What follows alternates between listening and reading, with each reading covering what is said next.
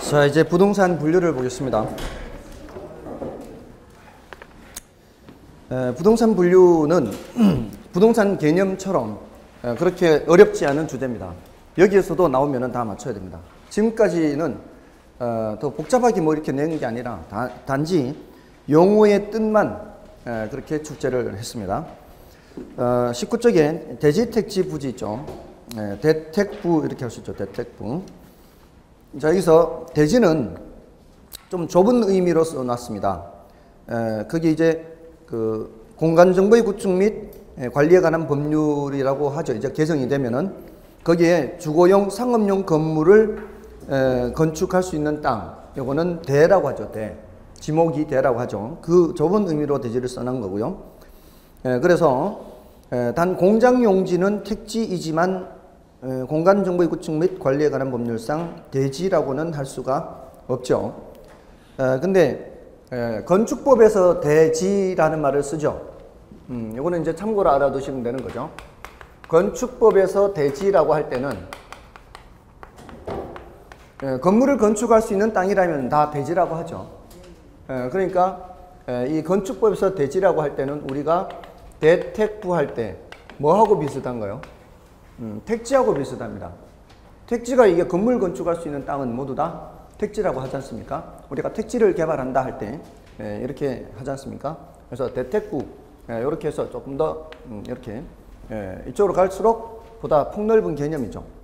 그리고 부지라고 할 때는 건물을 건축할 수 있는 땅뿐만이 아니라 일반적인 바닥 토지는 모두 다 부지 이렇게 표현을 하지 않습니까? 그래서 그 대택부 이렇게 뜻만 좀 파악하시면 되겠고요. 다음에 후보지 이행지 있죠. 후보지는 용도가 전환 중인 토지죠. 완료된 토지는 아니에요. 전환 중인 토지로서 택지지역, 농지지역, 임지지역 등 토지의 용도적 지역 상호 간에 전환되고 있는 지역의 토지입니다. 그러니까 택농임 상호 간에 전환 중이라 해야 되죠. 그게 후보지고요. 근데 그 밑에 이행지는 뭔가요?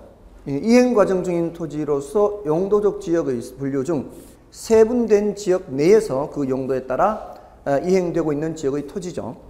그래서 토지를 소분류를 하게 되면 택지지역을 주택지역, 상업지역, 공업지역 이렇게 분류하지 않습니까? 그렇게 하면은 그 주택지역, 상업지역, 공업지역 내에서 전환 중인 토지가 이행지가 되는 거죠. 그리고 농지지역도 마찬가지고요. 그래서 예를 들어 농지지역에서 택지지역으로 전환 중이다. 이러면은 뭐가 되는 거고요. 이러면 이제 후보지. 큰 대분류상에서 전환 중이잖아요. 그러면 후보지가 되고. 그다음에 이 농지지역 안에서 전지지역, 답지지역 하잖아요. 답지지역에서 전지지역으로 전환 중이다. 이러면 뭐고요? 이러면 이제 이행지 이렇게 되는 거죠. 자, 이런 식으로 이렇게 구별을 할 수 있단 말이에요. 근데 완전히 바뀌어버리면은 이렇게 표현하면 안 되죠. 이렇게 택지로 바뀌어버리면 그냥 택지가 돼버리는 거죠. 후보지가 아니고 택지라고 하는 거죠. 택지지역. 이것도 마찬가지. 바뀌어버리면은 이행지가 아니고 전지지역이 돼버리는 거죠. 자, 그렇게 구별을 하시면 되겠습니다. 다음에 그 이행지 밑에 보시면은 그 후보지와 이행지는 감정평가상 전환 후를 기준으로 평가하는 것이 원칙이다. 다만 성숙도가 낮은 경우에는 전환 전을 기준으로 평가한다. 지난주인가요? 지지난주인가요? 우리 동일수급권 공부했죠. 동일수급권 공부할 때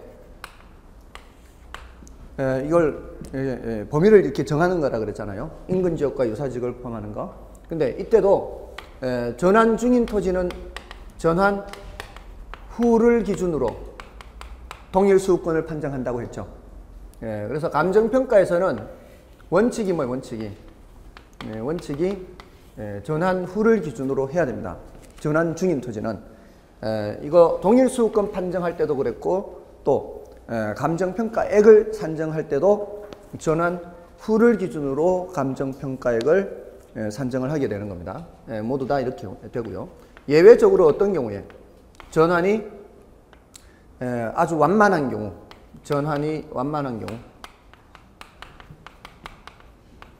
이때는 전환, 전을 기준으로 하죠. 전환전. 또는 성숙도가 낮은 경우다 이렇게 할 수도 있습니다. 전환이 완만하다 이렇게 할 수도 있고 또 성숙도가 낮은 경우 이렇게 얘기할 수 있습니다. 자, 그럼 됐고요. 다음에 이제 필지, 획지죠. 필지는 법적 개념이죠. 그리고 획지는 이거는 경제적 개념이죠. 필지는 이제 법적으로 등기나 등록할 때 필지별로 하게 되죠. 그래서 지적법, 이제는 이제 공간정보의 구축 및 관리 등에 관한 법률 이렇게 됐는데 그 법이나 또는 부동산 등기법이죠. 그런 부동산 등기법에서 등기 또는 등록의 단위가 바로 필지고요. 획지는 일반적으로 인위적, 자연적, 행정적 조건에 따라 다른 토지와 구별되는 가격 수준이 비슷한 여기 키워드죠. 가격 수준이 비슷한 일단의 토지. 여기 바로 획지고요.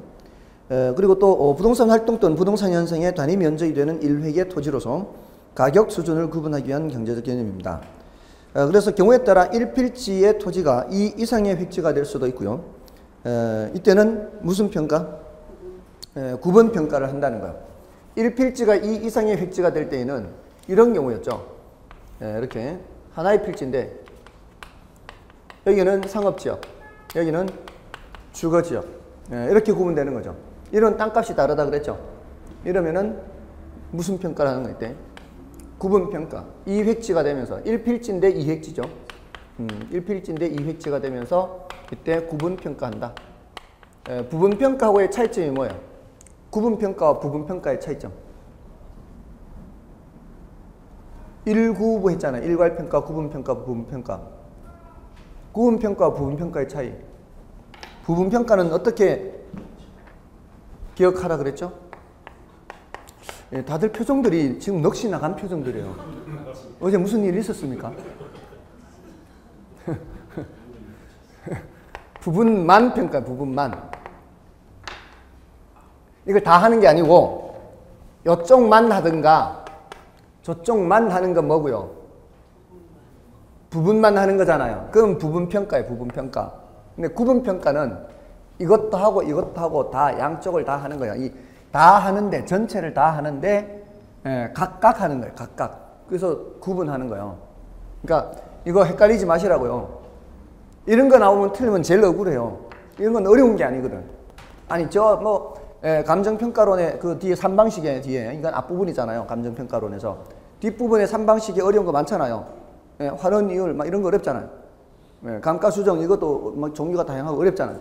뭐 그건 어려워서 틀리고 이런 거 실수해서 틀리고 그러면은 맞출 수 있는 게 없단 말이에요. 이런 것들은 꼭 맞출 수 있도록 해야 돼요. 자, 이렇게 해서 1필지가 2획지가 될 수가 있다. 자, 근데요, 여러분들 등기부를 떼보면 이게 나와 있나요? 등기부 떼면은, 토지 등기부를 떼면 이게 주거지역, 상업지역 이런 게 나와 있어요? 안 나오죠? 뭘 떼봐야 돼요? 토지 이용 계획 확인서 있잖아, 공법에서. 그래서 배우는 거 아니에요. 다들 배우셔놓고 왜 그러십니까? 토지 이용 계획 확인서 안 떼, 뭐 그런 얘기 하잖아요. 그 떼보면은 다 나온다고, 거기에. 그잖아요. 근데 여러분들 용도 지역은 중복 지정 가능한가요? 안 되는가요? 용도 지역은 중복 지정이 안 되죠. 용도 지구나 용도 구역은 중복 지정되죠. 자, 그러면 토지 이용 계획 확인서를 떼면은 이게 이제 내용이 있거든요. 소재지하고 이렇게 내용 항목들이 있어요. 이렇게 뭐 용도 지구, 용도 구역 뭐 다 나옵니다. 근데 거기에 용도 지구나 용도 구역은 중복 지정이 되니까 용도 구역에서 무슨 구역, 무슨 구역, 무슨 구역 이렇게 여러 개가 올 수 있겠죠. 용도 지구도 뭐 방제지구, 방화지구, 뭐 풍치지구 이런 게 있을 수 있잖아요. 풍치지구도 있나? 풍치지구도 있나요? 아니 공법상 용도 지구에 경리 보시기에 꽃이 방방특 하잖아요. 그게 없는데? 경리 보시기에 꽃이 방방, 여기는 없죠. 어쨌든. 하여튼 그 여러 개가 있을 수 있잖아요. 그럼 용도 지역은 여기 몇 개만 나와야 돼요? 용도지역은 몇 개만 나와야 돼요? 용도지역은 딱 한 개만 나와야 된다고, 한 개만. 중복 지정이 안 되니까. 중복 지정 안 된다 그랬잖아요. 용도지역은 딱 한 개만 나와야 된다고. 예를 들어서 제1종 전용 주거지역 이렇게 나오든가, 또는 일반 상업지역이다 이렇게 나오든가. 맞잖아요. 중복 지정이 안 되니까. 맞죠? 한 개만 나와야 된다고. 근데 이런 경우에는 두 개가 나옵니다. 여기가 일반 주거지역, 여기가 일반 상업지역 이렇게 될 가능성이 있죠. 얘가 일반 주거지역이고 제1종 일반 주거지역. 일반 주거지역도 1종, 2종 나눠지나요? 나누죠. 제1종 일반 주거지역. 얘는 근린 상업지역. 이런 식으로 구분될 수 있잖아요. 아닌가요? 이거는 중복 지정이에요? 중복 지정 아니에요? 이거 중복 지정 아닙니다. 여기에는 제1종 일반 주거지역으로 돼 있잖아요. 여기는 근린 상업지역으로 돼 있잖아요. 그건 중복 지정이 아니라고요. 됐어요? 근데 이런 공적 장부는 필지별로 만들어져 있잖아요. 다 필지별로 만들어져 있다고, 이런 장부가. 그러니까 요 집원은 한 필지잖아요. 집원은 한 필지인데 양쪽에 걸쳐 있으니까 옆태는 어떻게 나올 수밖에 없는 거예요. 여기에 용도 지역에 두 개가 나온다. 두 개가. 요걸 떼보면은 내가 갖고 있는 땅이 양쪽에 걸쳐져 있는지 한쪽에만 있는지 확인할 수 있다고요. 아시겠어요? 지금 대단한 건 아니지만 한 개 알려드린 거예요. 내 땅, 내가 갖고 있는 땅의 이 토지이용 계획 확인서를 떼서 대부분은 몇 개밖에 없다고요. 대부분은 한 개밖에 없다고요. 중복 지정이 안 되니까. 근데 이게 두 개가 있다는 거는 도시계획선이 이렇게 지나가고 있다, 이 뜻이다, 이 말이에요. 그러면은 확인을 할 수 있어. 아, 내 땅은 이렇게 걸쳐 있구나. 그걸 확인할 수가 있어요. 공무원들이 선 그을 때 내 땅 모양 생각해가지고 이렇게 안 긋거든요. 그냥 쫙 그어버리지, 이렇게. 그래서요. 그런 식으로 이제 확인을 할 수는 있습니다. 자, 어쨌든 1필지가 2 이상의 획지가 될 때는 구분평가를 하는데, 거꾸로 2필지 이상이 뭐가 될 수 있어요? 1획지가 될 수 있죠. 이러면은 무슨 평가? 이러면은 이제 일괄평가 하는 거죠. 그래서 지지난주에 일구부 했잖아요. 일괄평가, 구분평가, 부분평가, 그 얘기입니다. 자, 됐고요. 넘어가시고요. 건부지가 나오고 있죠. 이 건부지는 나지하고 비교하는 거죠. 건부지는 건축물이 세워져 있는 토지. 일반적으로 나지 평가액을 상한선으로 하죠. 예외적으로 건부 증가가 발생하는 경우가 있지만 그건 예외적인 현상이죠. 그래서 일반적으로는 나지 평가액을 상한선으로 하고요. 건부 감가가 발생한다는 얘기입니다. 그리고 예외적으로 개발 제한구역으로 지정된 지역 내의 건부지 같이 예외적인 경우에는 건부 증가가 발생할 수가 있습니다. 그래서 지난번에 이 감정평가론 할 때 지상에 철거 대상 건물이 있어요. 철거 대상. 근데 요거를 이런 건물이 있는 상태에 매수인이 1억 지불한 사례가 있어요. 사례. 자, 이 거래 사례 비교법을 말씀드리려고 하는 거예요. 이런 경우에 헷갈리면 안 돼요. 헷갈리면 안 돼요. 1억을 지불했어요. 이 땅을. 근데 매수인이 철거하기로 한 거예요. 매수인 철거로 되어 있는 거예요. 매도인이 철거해 주는 게 아니고. 이럴 때 우리 대상 부동산의 비준 가격을 계산하려면 사례 가격을 계산하고 거기에다가 특별한 사정이 개입되어 있으면 사정 보정도 하고 시점 수정도 하고 등등등 수정을 해야 되죠. 그죠? 내가 지금 갖고 있는 땅, 이 대상 부동산이요. 이 땅을 평가하기 위해서 이 사례를 이제 조사를 한 거예요. 그러면은 이 사례 가격에 1억을 그대로 집어넣으면 되나요? 사례 가격을 그대로 집어넣으면 돼요? 이 사람이 이거를 정상적으로 쓰려면 어떻게 해야 돼요? 철거를 해야 쓸 수 있죠. 그럼 1억 그대로 집어넣으면 돼요, 안 돼요? 어떻게 해야 돼? 철거비를 고려해야 되죠. 그러면은 더하는 거예요, 빼는 거예요? 이때는 더해야 되죠. 예, 이 사람이 이게 철거비를 감안해서 이렇게 싸게 산 거거든요. 예, 그러니까 철거비를 더해야 되는 거예요. 아시겠죠? 자, 요거 하고 그러면은 이 토지, 예를 들어 옆에 있는 깨끗한 상태의 토지는 1억보다 더 나갈 거다, 덜 나갈 거다? 더 나갈 거란 얘기예요. 더 나갈 거다. 깨끗한 나지 상태의 가격은 이 1억보다는 더 나갈 거다. 그런 의미란 말이에요. 아셨죠? 그래서 건부 감가가 발생된 상태의 가격이 1억이란 얘기예요. 이 사람이 1억 지불했다는 얘기는. 됐죠? 그래서 철거 대상 건물이 있는 경우에는 매수인이 그 철거하기로 해서 산 거는 이 사례 가격에 뭐를 더해야 된다. 철거비를 더해서 수정을 해야 돼요. 그런 얘기도 함께 알아두시고요. 자, 이거는 이제 감정평가에서 나온 얘기고요. 다음에 그 밑에 나지는 일본에서의 분류죠. 나지는 일본에서의 분류예요. 일단 갱지저지로 구분하는 게 일본에서 분류하는 거고요. 우리나라는 나지를 갱지저지로 구분하지 않죠. 그래서 일본에서는 나지를 갱지저지 이렇게 구분할 때 갱지는 사법상 제한이 있어요, 없어요?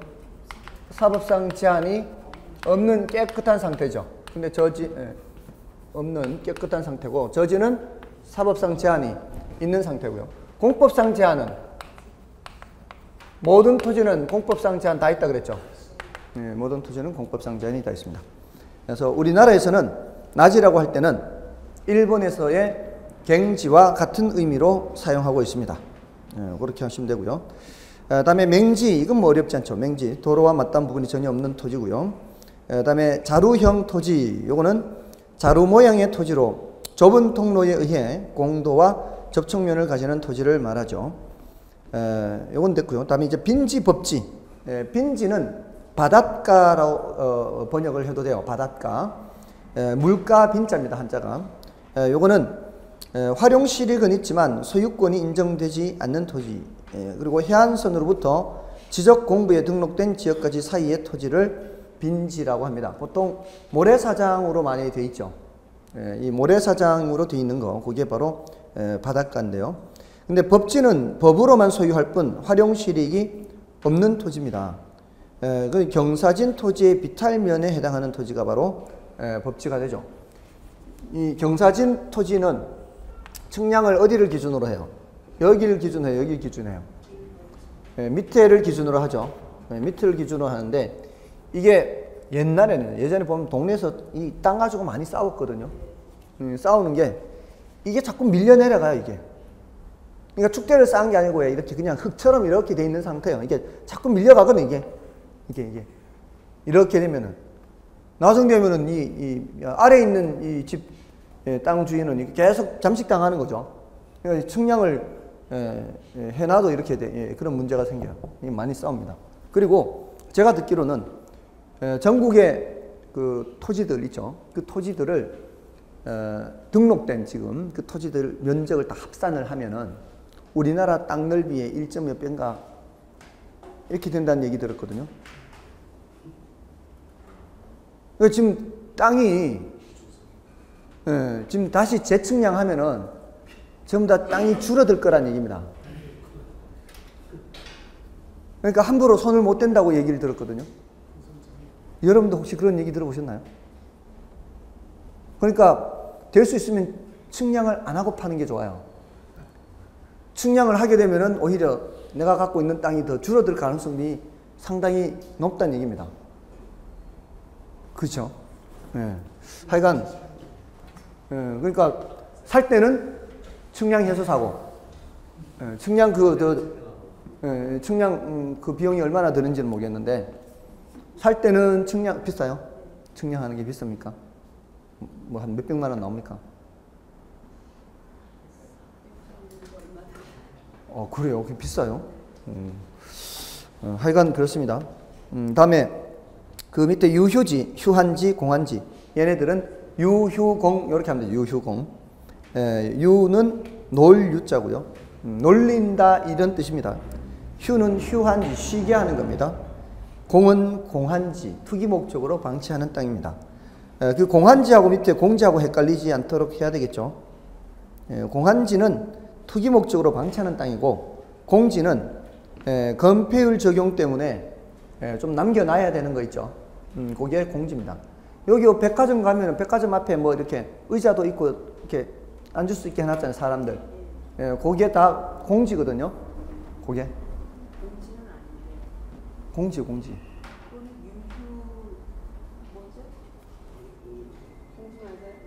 공지잖아요. 백화점 이렇게 있잖아요. 원래 백화점 부지가 있을 거 아니에요. 그럼 건물을 다 안 짓고 건물 찬지하고 있는 부분은 이렇게 될 거 아니에요. 그럼 이 부분이 뭐예요? 이 부분이? 공지죠, 공지. 공지인데 요 일반인들이 앉을 수 있게 뭐 벤치도 갖다 놓고 하잖아요. 그거는 공개 공지죠, 공개 공지. 공개 공지. 공지는 공지인데 일반인들이 쓸 수 있게 공개 공지 이렇게. 그렇게 일반인들이 그렇게 사용할 수 있게끔 그런 공개 공지를 제공을 하면은 용적률 높여주고 하는 거 있잖아요. 그럴 때 공지 이렇게 나오는 거예요. 다음에 소지 선화지 이건 뭐 여러분이 보셔도 되고요. 다음에 지적법상 토지 분류 이거는 이제 지적법을 공간정보 구축 및 관리에 관한 법률 이렇게 하는데 바뀌는데 그게 전답 과목 인강 대장학도 철천제 주유창구 채원종 양수공차 삼효잡 이렇게 몇 번 말씀드린 적 있죠. 귀에 좀 익숙합니까? 근데 그중을 뭐 다 외울 수는 없고요. 차장 천원 4가지 정도는 좀 기억하시라 그랬죠. 차장 천원. 차 주차장이 할 때 차. 다음에 장은 공장 할 때 장이죠. 차장. 두 번째 글자를 지금 외우고 있는 거죠. 차장 천원이. 천은 하천이고요. 원은 유원지죠. 유원지. 그렇게 하시고요. 좀 어려운 한자가 있죠. 유지가 어렵다 그랬죠. 유지는 저수지, 연못 이런 땅을 유지라 그랬죠. 또 국어 있죠. 국어. 도랑. 소규모 수로부지를 말하죠.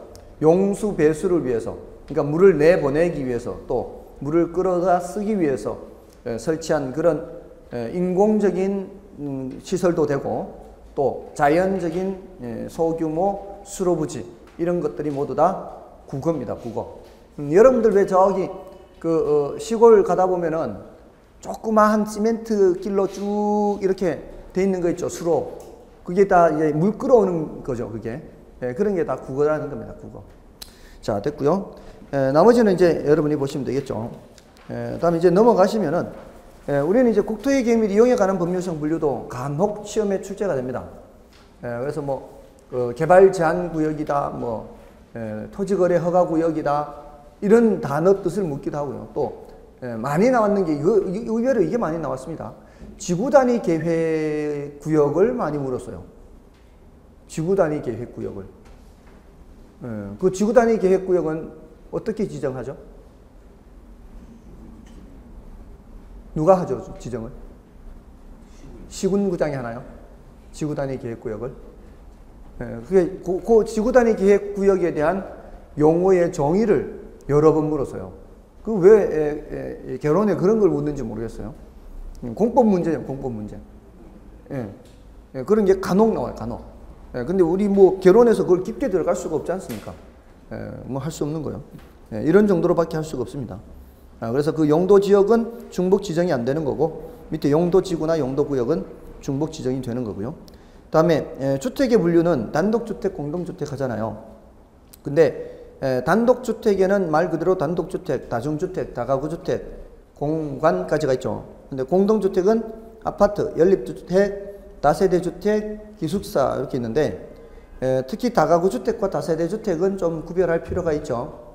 그건 실무상으로 근데 보니까 실무상으로 지난번에 게시판에 누가 질문을 하셨는데, 실무상으로는 또 이렇게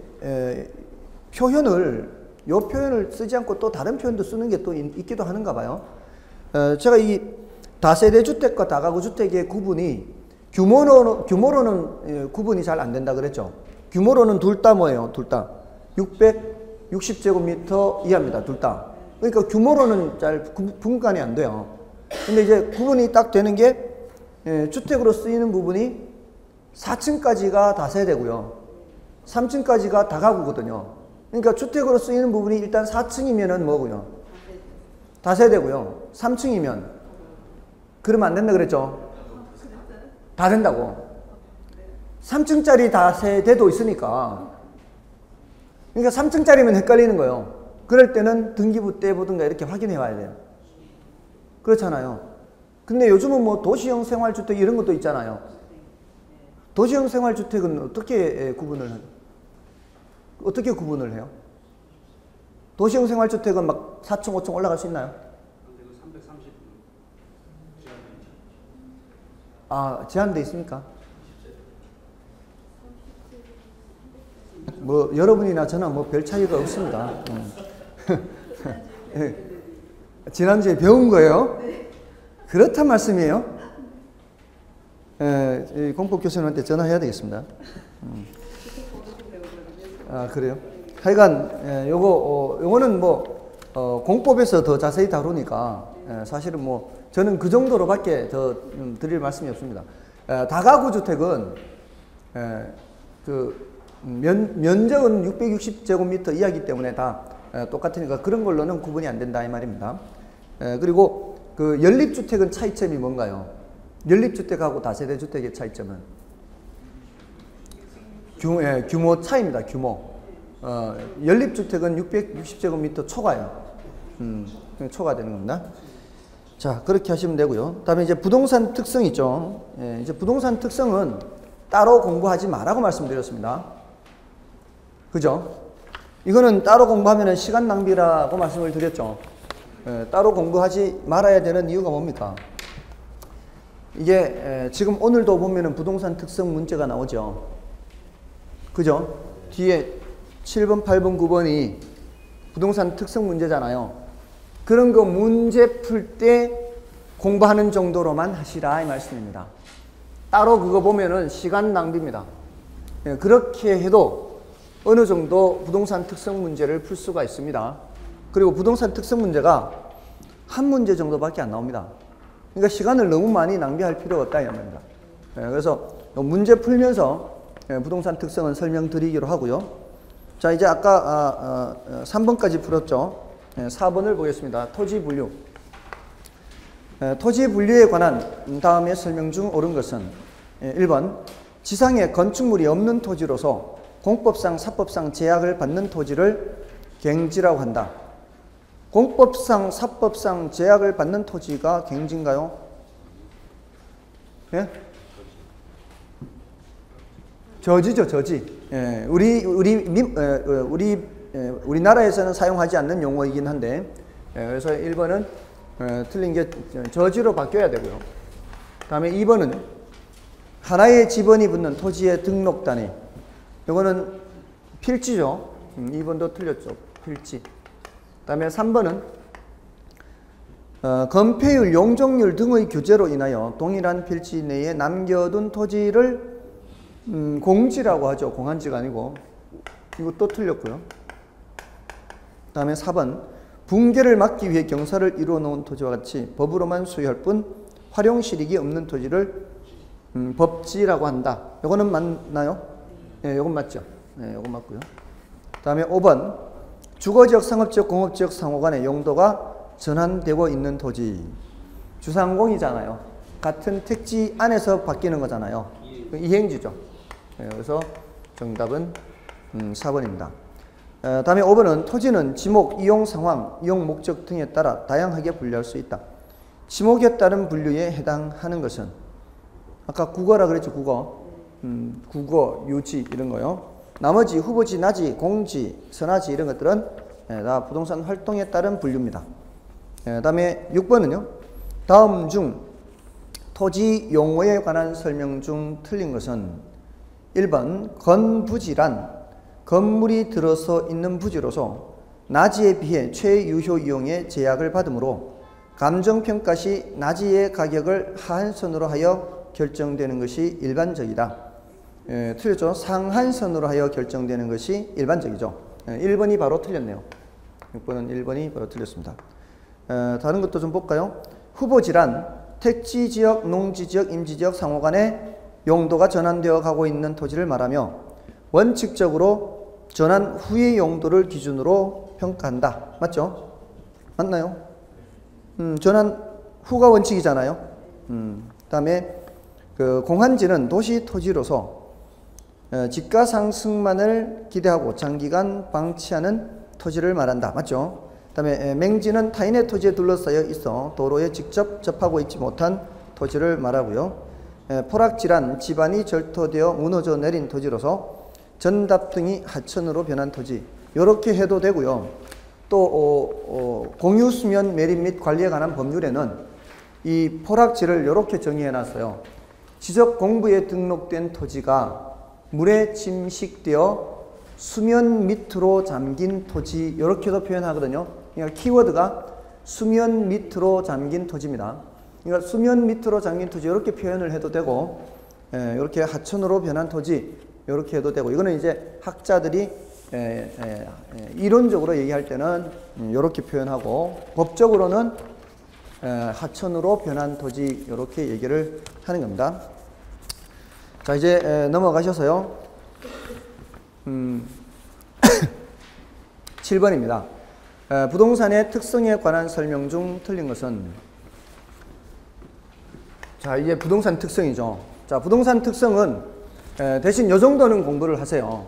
부동산 특성에 자연적 특성도 있죠. 또 뭐도 있어요? 인문적 특성도 있죠. 이 종류 정도는 기억을 하자고요.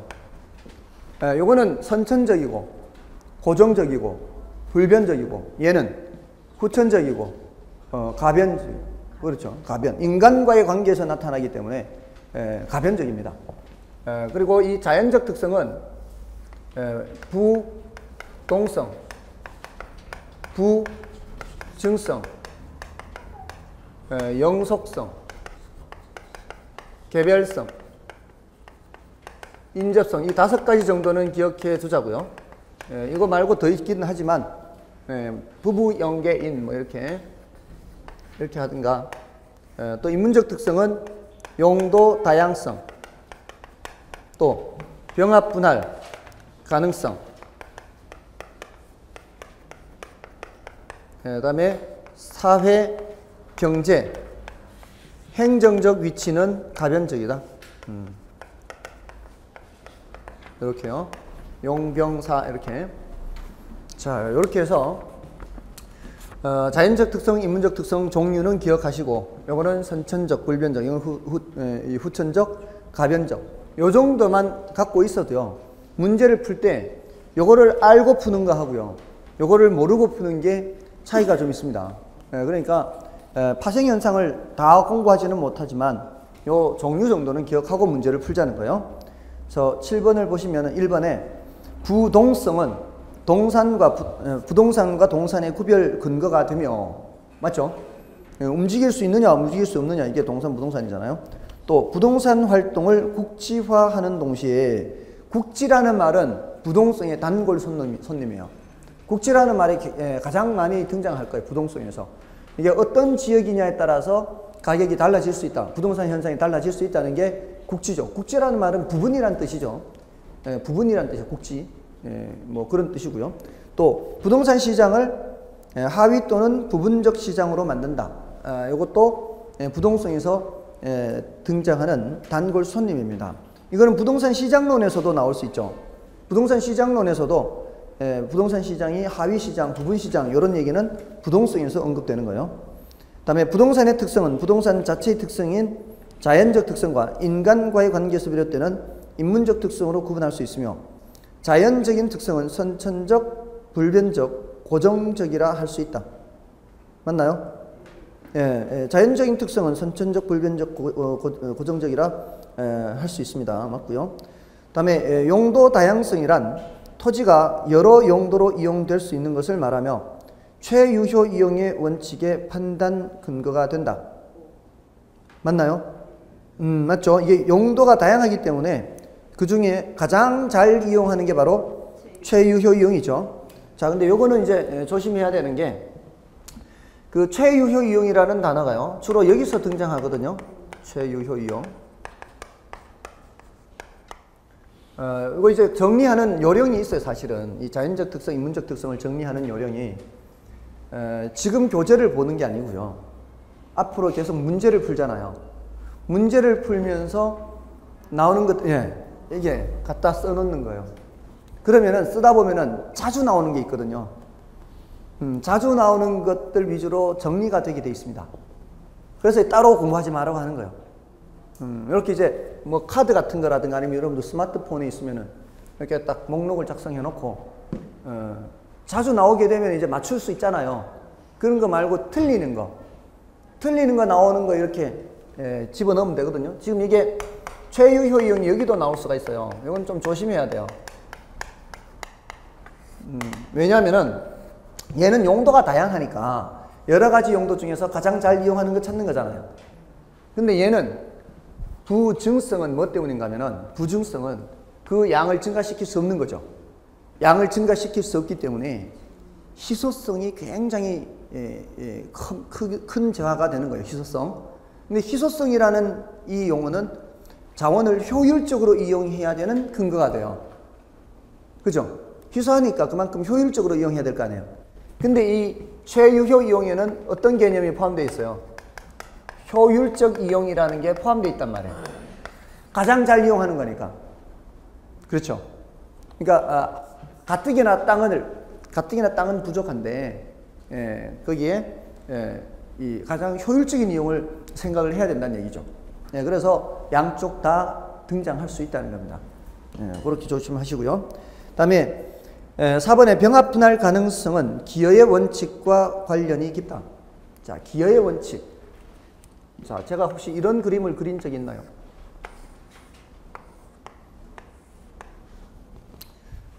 뒷토지가 맹지죠. 여기 앞토지가 도로에 접한 토지인데 이게 이 상태에서는 앞토지가 100만 원이에요. 제곱미터당. 자, 근데 앞토지 소유자한테 가서 요만큼을 사는 거예요. 사려고 하는 거예요. 20제곱미터를. 100만 원 줘가지고 제곱미터당. 그럼 얼마예요? 2천만 원. 자, 2천만 원 드릴 테니까 요 20제곱미터만 파세요 하면 팔까요?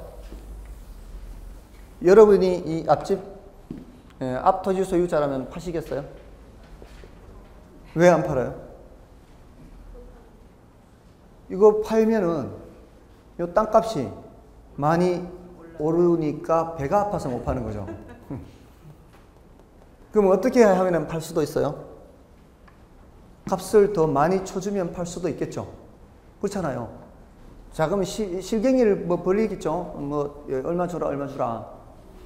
그래서 이 사람들이 협의를 했어요. 자, 그럼 우리 감정평가사한테 물어보자. 그 감정평가사가 얘기하는 대로 거래하자. 이렇게 이제 합의를 봤어요. 그래서 감정평가사한테 의뢰를 한 거예요. 그럼 그 감정평가사가 요 가격을 판단할 때 이렇게 판단할까요, 과연? 이렇게 판단하지 않습니다. 왜? 이게 편입이 돼버리면 뒷 땅값이 많이 올라가겠죠? 맞나요? 그러면은 얘가 뒷 땅값 상승에 기여한 정도에 따라 가격을 달리 결정한다고요. 아시겠어요? 자, 그러면은 예를 들어서 20제곱미터를 아무리 못 줘도 200만 원은 줘야 됩니다. 이러면은 4천만 원 되겠죠? 이 4천만 원은 이 사람이 이 사람한테 팔 때만 받을 수 있는 거죠. 딴 사람한테는 이렇게 거래할 수가 없잖아요. 이렇게 제한된 당사자 사이에서만 이렇게 거래가 될 수 있죠. 이런 가격을 한정가격이라 그래요. 한정가격. 이런 거는 시장 가치 외의 가치가 되는 거예요. 평가를 할 때는 시장 가치로 평가하는 것이 원칙입니다. 근데 요거는 뭐라고요? 시장 가치 외의 가치 이렇게 되는 거예요. 한정 가격. 자, 이 한정 가격을 판정을 할 때 무슨 원칙을 적용했다고요? 기여의 원칙이 적용된 거예요. 기여의 원칙을 적용해야 돼요. 기여의 원칙. 됐죠? 다음. 또 질문 있어요? 아직 안 끝났어요? 지금 이걸 평가하는 거는 1, 9, 부 중에 무슨 평가일까요? 부분 평가, 부분. 요 부분만 평가했으니까. 요쪽은 안 했잖아요. 하나의 물건의 일부만 평가했다고요. 맞죠?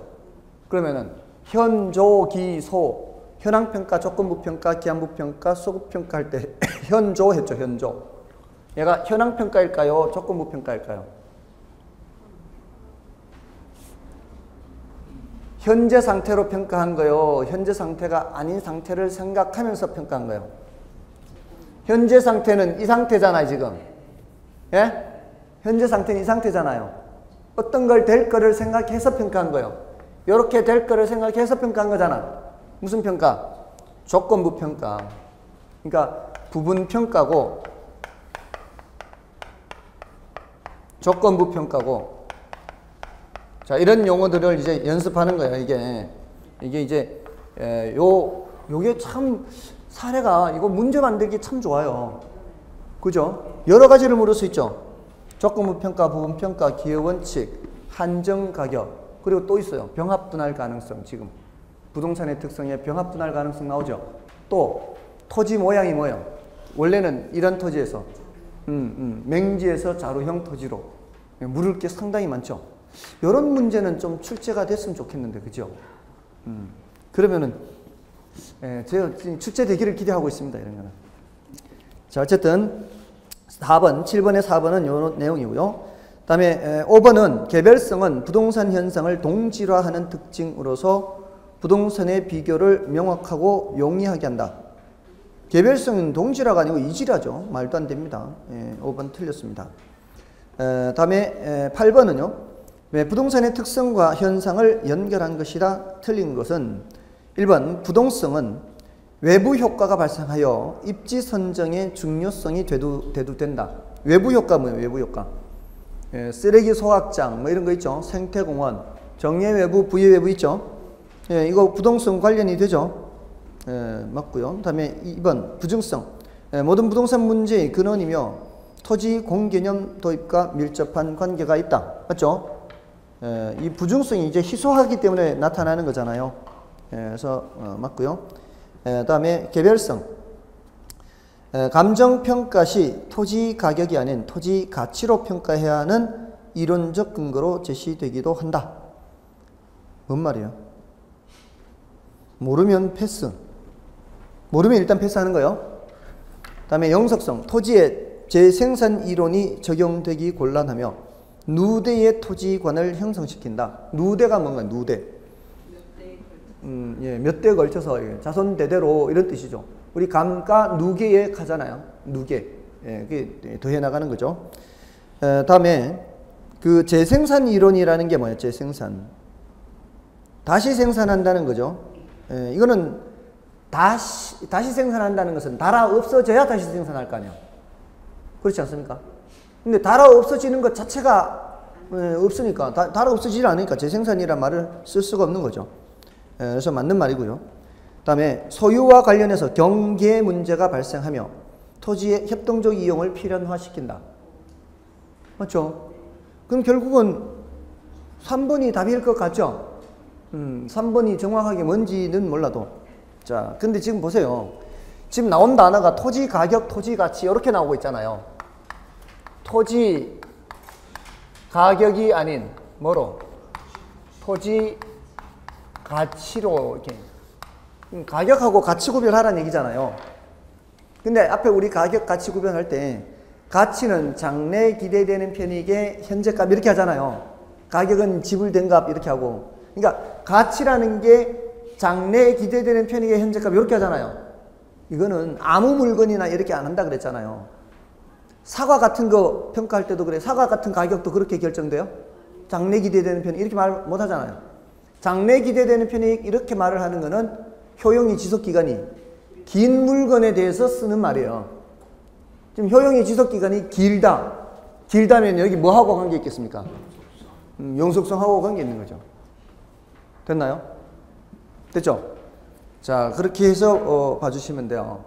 그리고 조금 이제 영속성이 나왔기 때문에 이제 드리는 말씀인데, 여러분들 그 임대차 있잖아요. 임대차. 지난번에 말씀드린 것 같기도 하고요. 임대차에서 임대료가 나오잖아요. 임대료. 얘는 임대료, 임대차 여기 나오는 게 이 관련되는 성질이 뭘까요? 또 영속성 때문에 그래요. 왜냐하면은 임대차와 소비대차 있죠. 소비대차는 동종, 동질의 다른 물건으로 반환을 하는 거죠. 맞죠? 그래서 금전 소비대차잖아요. 금전 소비대차가 왜 소비대차예요? 내가 빌렸던 그 돈에 1년 남바가 있죠. 그 1년 남바를 다 회수해서 그대로 그걸 갚아주는 게 아니잖아요. 내가 갚을 때는 그 1년 남바가 아닌 다른 돈이죠. 다른 돈이지만 그래도 갚는 거잖아요. 동종, 동질의 다른 걸로. 근데 얘는 같은 물건이에요. 같은 물건. 같은 물건으로 돌려주기 때문에 우리 임대차를 하잖아요. 차이가. 민법에서 이런 차이가 있는 개념도 바로 그 부동산의 영속성과 관련이 있다 이 말이에요. 맞죠? 됐나요? 소비대차는 써버리면 없어지는 거니까. 자, 됐고요. 다음에 9번인가요? 부동산 특성에 관한 설명 중 옳은 것은 1번 부증성, 비생산성으로 인해 토지 이용이 점차 조방화한다. 조방화가 뭐예요? 조방화. 집약의 반대죠. 집약의 반대. 이거 틀렸죠? 집약화한다 해야죠. 토지를 생산을 못하니까 위로 올려서 사용을 해야 되잖아요. 그래서 틀렸고요. 그 다음에 인접성으로 인해 개발이익 사회 환수의 근거가 된다. 이것도 맞는 말입니다. 왜냐하면 어떤 지역을 개발하지 않습니까? 어떤 지역을 개발하면 여기만 땅값이 올라가나요? 이 주변 지역도 땅값이 올라가죠. 그 인접지에도 땅값이 올라갑니다. 그러니까 개발이익 사회 환수의 근거가 된다. 이렇게 되고요. 그 다음에 개별성으로 인해 부동산 상품 간 완전한 대체 관계가 성립한다. 성립하지 않죠, 이제. 그래서 우리 왜 민법에서도 그런 거 나오나요? 민법 총칙 내용인가? 대체물, 부대체물 이런 거 나오나요? 그런 건 안 나오는. 특정물, 불특정물. 그거는 나오는데 대체물, 부대체물 이런 건 안 나오나요? 그러니까 콜라 같은 거 있잖아요. 이런 건 콜라 샀는데 뭐 콜라병 안에 이물질이 있다. 그러면 다른 걸로 바꿔서 사면 되잖아요. 그럼 대체 가능하잖아요. 그건 똑같잖아요. 근데 부동산은 똑같은 게 없잖아요. 그러니까 대체가 안 된다고요.